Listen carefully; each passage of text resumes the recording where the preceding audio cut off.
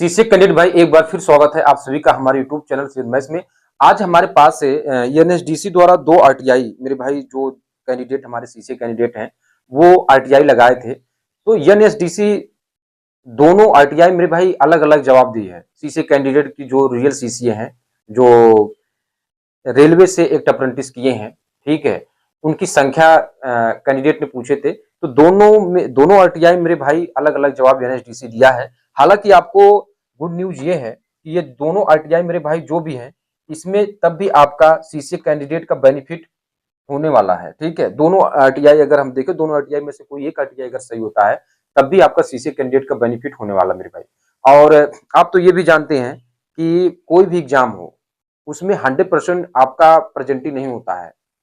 तो ऐसा हम नहीं कह सकते कि जो सीसीए कैंडिडेट इन रेलवे में है, ठीक है, जो रेलवे से एक अप्रेंटिस कंप्लीट किए हैं, वो पूरा पूरा इस वाले एग्जाम में प्रेजेंट हुए होंगे। ठीक है, किसी का क्या है, बढ़िया जॉब लग गया किसी कंपनी में, प्राइवेट ही कंपनी बढ़िया जॉब लग गया।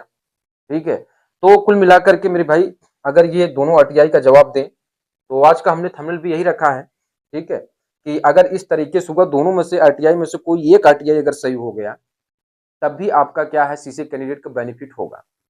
ठीक है, अब हमारे पास आरटीआई है, जैसे इसके हिसाब से चलते मेरे भाई, तो यहाँ पे आप देखिए कोई नीरज कुमार आरटीआई लगाए थे, नीरज कुमार सिंह एनएसडीसी।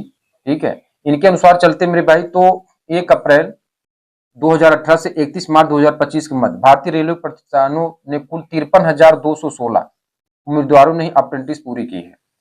ठीक है, और जबकि 2018-24 में लेवल 1 भर्तियों में सेंट्रलाइज आरआरसी 01/2019 आदि 15,000 सीसी अभ्यर्थी चयनित भी हो चुके हैं।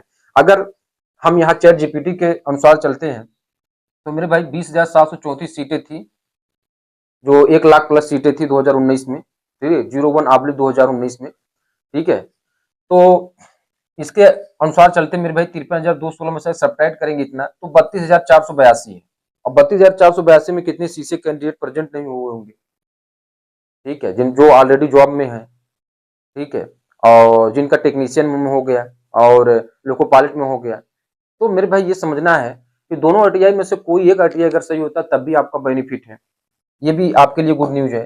अच्छा, ये वाला आरटीआई जो चर्चा में था मेरे भाई, ये वाला आरटीआई, इसमें 45,982 1 अप्रैल 2018 से और 31 जनवरी 2026 तक। अगर इतना घटाते तो मेरे भाई संख्या कितनी आ जाती? 25,248 आ जा रही है। अब बताइए, तब भी बेनिफिट है। कितने को रेलवे में चयन हुआ होगा? ठीक है, जो अभी वैकेंसी सब गई हैं, टेक्नीशियन हो गया, लोको पायलट हो गया, ठीक है, ऐसा नहीं कि जो सीसे कैंडिडेट हैं केवल ग्रुप बी के भरोसे बैठे हैं। तो 25,248 में से कितने कैंडिडेट प्रेजेंट नहीं होंगे एग्जाम देने के लिए? ठीक है, तो कुल मिलाकर के आपका ये गुड न्यूज है कि अगर दोनों आरटीआई में से कोई का आरटीआई सही होता है तब भी आपके लिए बेनिफिट है। आपको बिल्कुल घबराने वाली बात नहीं है।